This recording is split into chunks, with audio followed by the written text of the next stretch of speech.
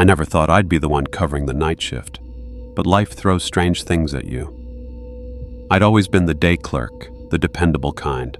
Clock in at 9, out by 6. Simple, predictable. Last night changed that. Around 8, my manager Marlene called. "Before we dive into the story, tell me from which country you're listening and what time it is there right now." Her voice shook. "Lucas, I need a favor. It's urgent." I leaned against my counter at home, cold dinner untouched. "Sure, what's going on?" She hesitated. "It's Stefan, the night shift guy. He never left this morning." I frowned. Stefan had worked nights for months. Quiet, reliable. Maybe he overslept. Phone died. "I checked the cameras," she whispered. "He was here at 6, then gone. Vanished." My chest tightened. This wasn't normal. "So you want me to cover tonight?" "Just this once," she pleaded. Against my better judgment, I agreed. What was the worst that could happen in a quiet supermarket at night? By 10:30, I was on my way. The store sat at the edge of town, tucked in quiet streets. Always calm at night, or so I thought. The employee door swung loose in the wind, hinges creaking. Strange, that door was always locked. Then I saw him. Stefan stood in the doorway, trembling like a leaf. His eyes were bloodshot, face pale, sweat dripping despite the cool air. "Stefan," I called. "Where the hell have you been?" Marlene's worried sick. He staggered toward me, steps unsteady. When he reached me, his voice rasped. Don't cover the night shift." I blinked, caught off guard. "What are you talking about?" "You don't understand," he muttered, gripping my arm with surprising strength. "This place, it isn't what it seems. If you stay, check the last drawer, and for God's sake, leave at 6 sharp. Before I could respond, he bolted into the night. I stood frozen, watching Stefan vanish into darkness. His words echoed in my head. "Don't cover the night shift. Leave at 6 sharp." I shook it off. He was exhausted, maybe losing it from too many late nights. Still, unease crawled through me. Inside, Annika, the day clerk, was finishing up. She greeted me with a weary smile. "Thanks for covering, Lucas. I owe you." "No problem," I said, still glancing toward the door. "Did you see Stefan earlier? He was outside, acting strange." She frowned. "No, I've been here all evening. Haven't seen anyone." Her answer sent a chill through me. "Maybe he slipped in while you weren't looking," I suggested weakly. "Maybe," she said, unconvinced. She hesitated, biting her lip. "Just don't let this place get to you." Then she hurried out, leaving me alone with buzzing fluorescent lights. The first minutes dragged on quietly. Customers trickled in. All felt normal. For now, by 11:30, the aisles were empty again. I leaned on the counter, scrolling idly on my phone. That's when I remembered Stefan's words. The last drawer. I bent down and tugged it open. At first, just receipts, pens, spare bags. But under the clutter, folded paper. A list, 8 rules, written in shaky handwriting. My stomach tightened as I read. Don't let anyone in through the back after midnight. Avoid aisle 6 between 2 and 3 a.m. Don't talk to customers who don't blink. If you see a woman with no expression, hide. The freezer doors may open on their own. Don't look inside. Never answer if someone whispers your name. Leave at 6 a.m. sharp, not earlier, not later. Trust the rules. They'll keep you alive. My hands trembled. This had to be Stefan's idea of a joke. But deep down it didn't feel funny. I shoved the list back, trying to laugh it off, but unease lingered. The rules scratched at the edges of my mind. A bell jingled. A customer walked in, just a regular man buying cigarettes and bread. I rang him up, forced small talk, but my eyes kept drifting. His face seemed wrong. Not the features themselves, normal enough. But his eyes, they didn't blink. I swallowed hard, remembering Rule 3. Don't talk to customers who don't blink. I kept silent, scanned his items, bagged them quickly. His stare burned into me. Finally, he left. My pulse thudded. Coincidence, I told myself. Maybe he had dry eyes. But the silence after he left felt heavier than before, like the store itself was holding its breath. I checked the clock, only midnight. 6 long hours to go. The supermarket was silent again, humming lights above me. I tried to distract myself, stocking shelves, wiping counters, anything to keep moving. At midnight, I heard it. A faint scraping sound, somewhere deep in the aisles. Slow, deliberate, like something dragging across the tiles. I froze, listening. It stopped. My chest tightened. I forced myself forward, gripping a mop like a weapon. The sound came again, closer this time. I turned the corner into aisle 3. Empty. Shelves of cereal, soup, pasta. Still, the air felt charged, like I was being watched.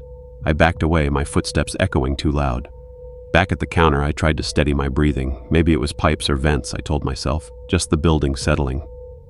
But Stefan's rules nagged at me. Not everything could be explained. And it was only just after midnight. Around 1 a.m., the door jingled. Another customer shuffled in. A woman this time. Her steps were stiff, arms rigid at her sides. She placed a bottle of water on the counter, face blank. Expressionless. Eyes staring past me, not at me. Rule 4. If you see a woman with no expression, hide. I stood frozen, my throat dry. She didn't blink, didn't move except to push the bottle closer. Slowly, I backed away, slipping into the storage room. My breath caught as silence stretched on. Minutes passed. Finally, I peeked out. She was gone.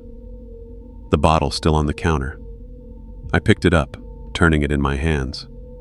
The label was blank. No brand, no writing. Just empty plastic filled with water. My skin prickled. I set it down carefully, refusing to touch it again. The store felt colder now, shadows thicker. One rule had already proven true. I needed a break, something to ground me. I grabbed a soda from the cooler, cracked it open, and leaned against the counter. The fizz drowned the silence for a moment, but unease clung to me. Suddenly, the lights flickered, just for a second, long enough to see shapes in the aisles. Tall, too tall to be human, gone when the lights steadied. My stomach churned.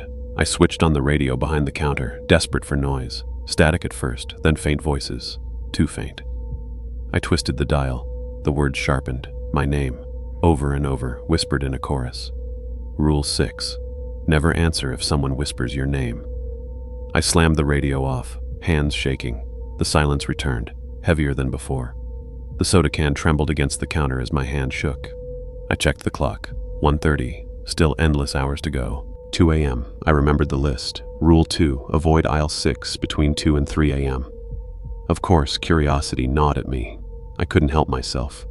I crept toward aisle 6, flashlight in hand. At first it looked normal. Chips, candy, soda, the ordinary comforts of night shoppers. Then the shelves began to shimmer. The rows stretched further than the building should allow, disappearing into blackness. A sound echoed, footsteps, out of sync with mine. I aimed the flashlight, but the beam dissolved before reaching the end. Whispers carried down the aisle, overlapping, frantic. Too many voices at once. I staggered back, heart hammering, and nearly dropped the flashlight. When I looked again, the aisle was short and normal, just shelves. I hurried away, every muscle trembling. Stefan's warning was right. The rules weren't a joke, and now I was counting them like prayers. By 3 a.m., exhaustion crept in. My eyes burned, body heavy, but fear kept me awake. I sat at the counter, flipping the rule list in my hands, each word etched deeper into me. The bell jingled. I snapped upright. Another customer entered, bundled in a heavy winter coat, though outside was mild. He walked slowly, silently, until he reached the counter. He set nothing down, just stared at me. His face was half hidden by the hood, his eyes, hollow and gray, locked on mine. I cleared my throat. "Can I help you?" My voice cracked. He didn't move, didn't speak. The silence stretched until my chest ached. Then, as if gliding, he turned and walked away. Out the door. No purchase, no sound of footsteps. The door didn't even jingle when it shut. I gripped the counter, sweat dripping. How many more of these hours could I survive? How many? I checked the cameras after the man left. Each aisle appeared normal, nothing out of place, no sign he'd even been inside. A cold shiver spread across my back. I replayed the footage.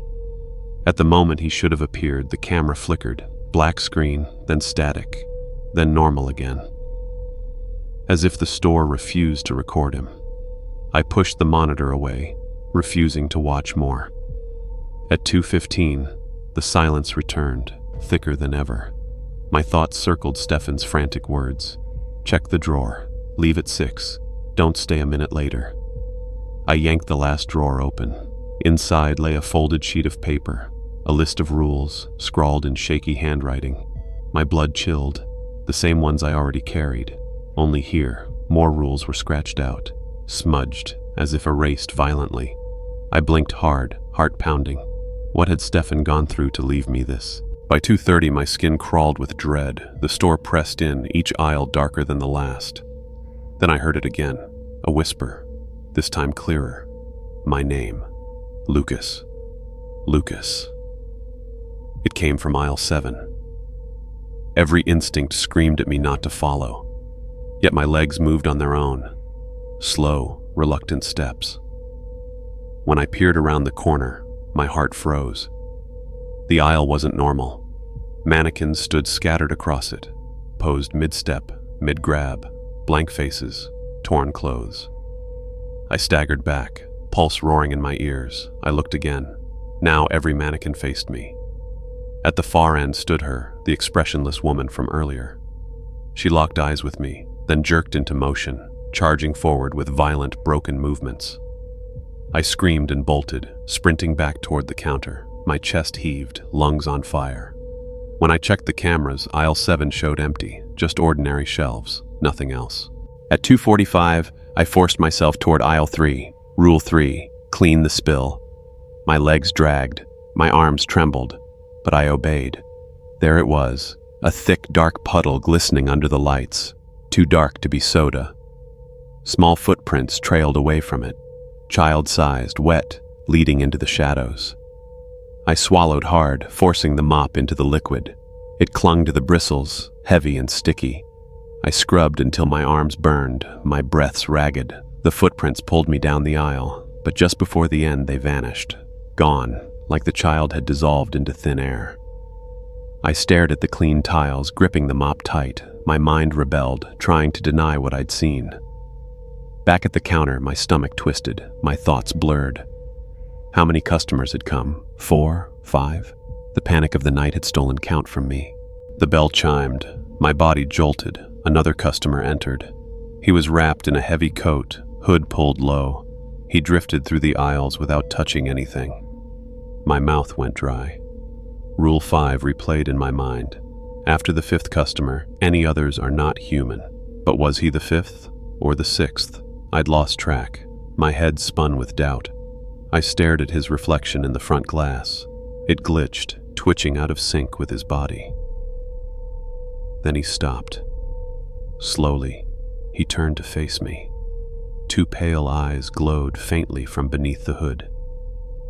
They fixed on me, unblinking, piercing straight through me. The air thickened, pressing down on my chest. I broke into a run, bolting for the back office. My footsteps thundered. But when I glanced back, he was closer than he should have been. Gliding, silent, still watching. I slammed the back office door and locked it. My breath came in gasps, throat tight. Silence pressed in. Then a low hum vibrated through the walls. At first faint, then louder. A strange electrical charge, buzzing deep in the bones. I pressed my ear to the door. The sound crawled through me, rattling my teeth. Then, as suddenly as it began, it stopped. I waited, minutes dragging like hours, too afraid to move. Curiosity gnawed at me. Slowly, hand trembling, I cracked the door. The store lay quiet, empty aisles, buzzing lights. I crept out, nerves raw, and forced myself back to the counter. 1 more hour, I thought, 1 last stretch. But the silence wasn't right. It was too perfect, too complete. Like the store was holding its breath, and I was trapped inside it. The clock read 5:50, 10 minutes until freedom. My heart ached for daylight, for escape. Then, 3 soft knocks at the back door. I froze. The sound came again, firmer this time. Someone waiting, someone patient. Cautiously, I approached. Against every instinct, I turned the key. The door creaked open. Standing there was a colleague from the day shift, smiling casually. "Rough night?" he asked. "You look like hell." Relief flooded me, though unease lingered in my gut. "Yeah," I muttered, voice thin.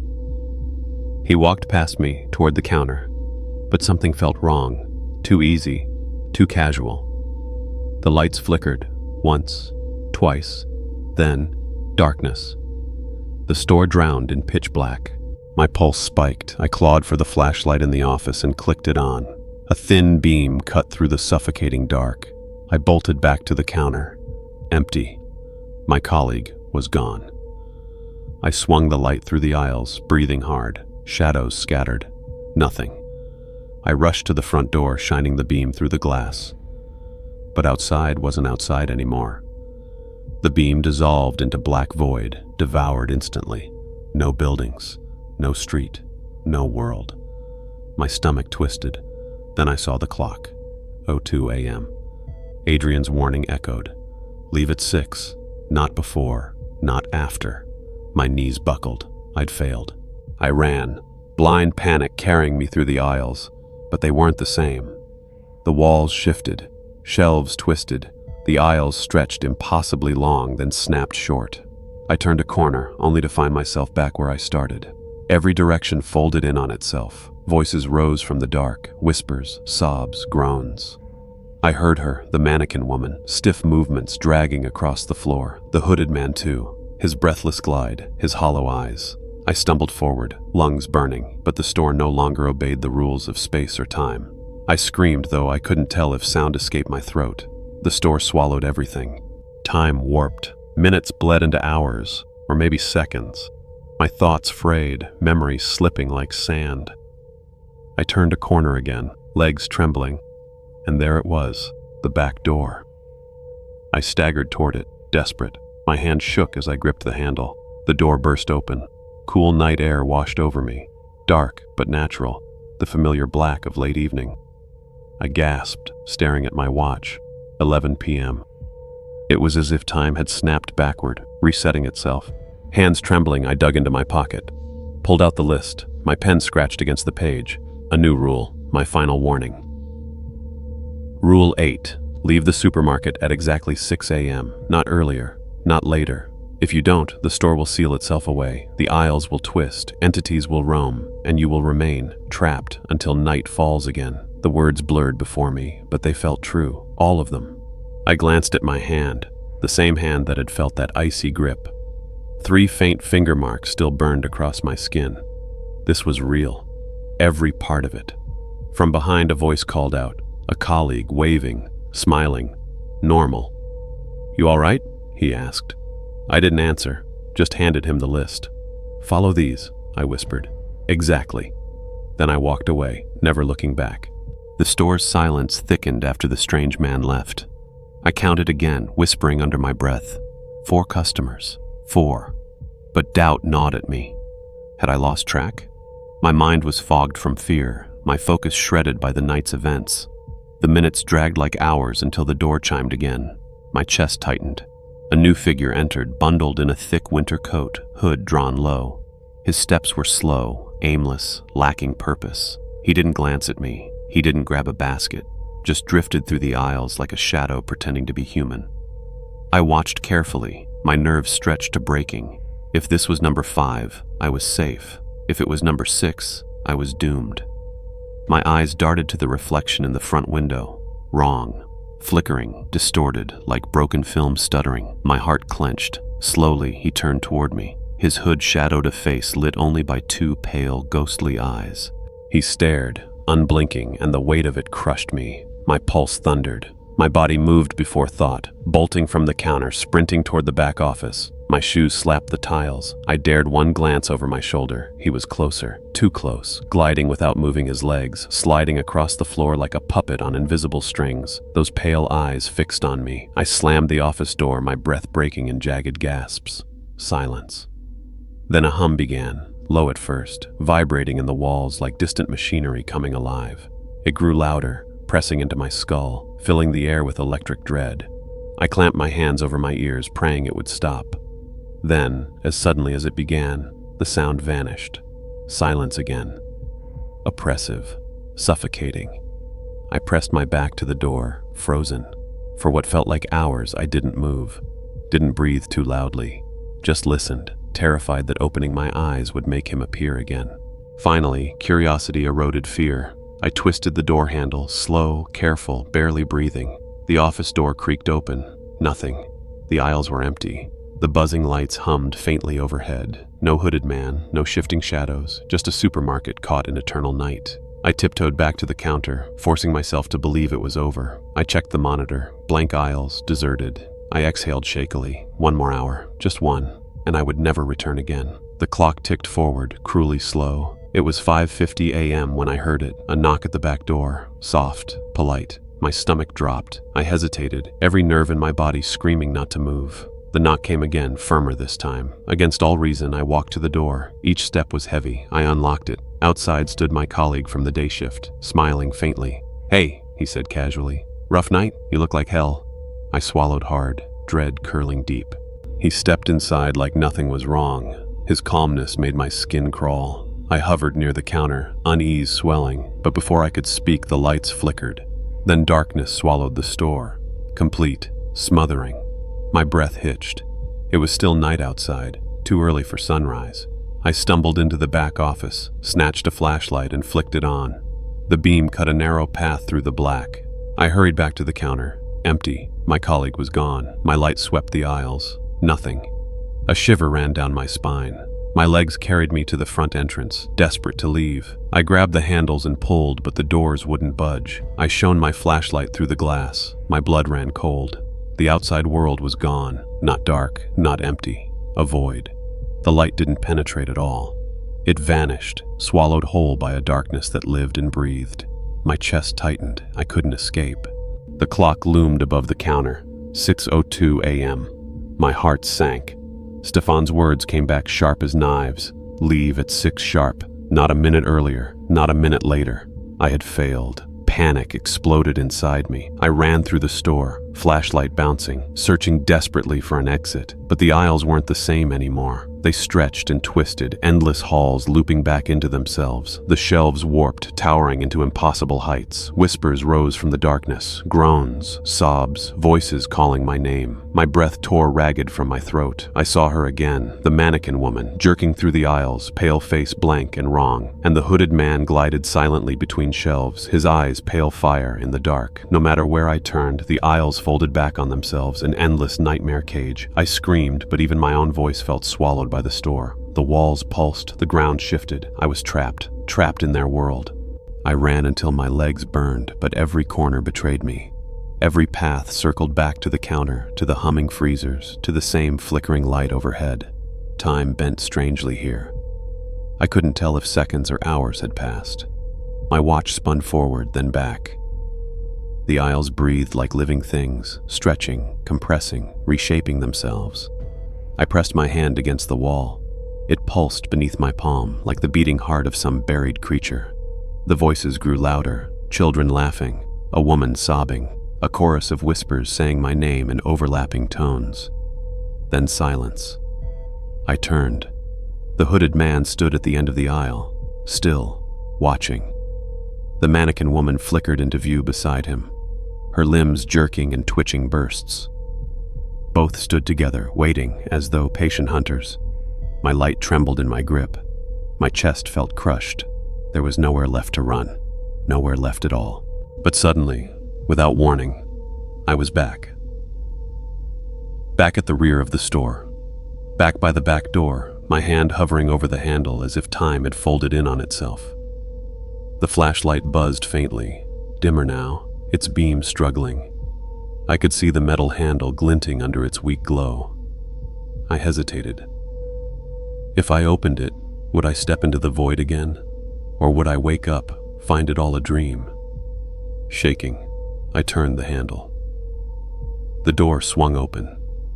Cold night air rushed against my face. I stumbled outside, gasping. The sky was dark, but normal. The air smelled of damp earth and asphalt, not void or rot. I looked at my watch.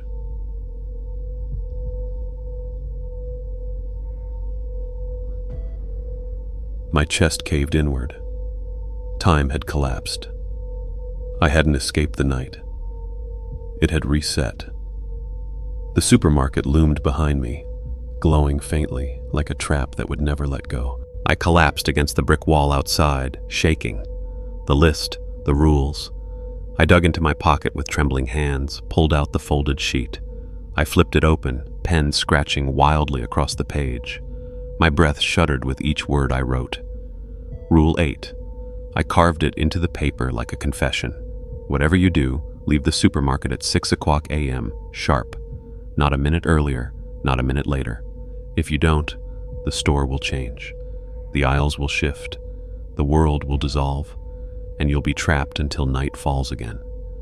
The ink bled slightly where my hand shook. The paper crinkled in my grip. This was real. Every line of it. I stared at my hand, the one that had been seized by that icy grip earlier. The faint markings were still there, 3 thin red impressions, like the reminder of something watching, waiting. The supermarket doors clicked open behind me. A voice called my name. I turned slowly. A colleague walked up, waving. His face was calm, unbothered, as if nothing in the world was wrong. "Everyone's been wondering where you are," he said casually. "You okay?" My mouth opened, but no words came. He stepped closer, shaking his head with a small smile. "I'm on the night shift now. Anything I should know?" I swallowed hard. The rules weighed heavy in my hand. I couldn't explain. Couldn't describe the mannequins, the hooded man, the void outside. He wouldn't believe me. But maybe the rules would save him like they had almost saved me. I pressed the paper into his hand. "Read them," I whispered. "Follow them. Every single one." He frowned, puzzled. But I didn't stay to see his reaction. I turned, walking away from the supermarket, each step heavy as lead. The night air wrapped around me as I left the parking lot. I didn't look back. Couldn't. The supermarket pulsed behind me, its glow unnatural, like a beacon drawing the next victim inside. My body ached with exhaustion. My mind felt fractured, torn between relief and terror. I knew one thing for certain. I would never return. Not during the day, not at night, not ever. The rules were no joke. They were lifelines stitched together by fear, left behind by Stefan, and now by me. Each one written in survival, each one a warning etched in desperation. I thought of the faces I'd seen, the grinning figure, the mannequin woman, the hooded man, the pale eyes. They would always remain with me. The store had taken something, even if I walked away alive. The faint marks on my wrist burned. I pulled my sleeve down, and I kept walking.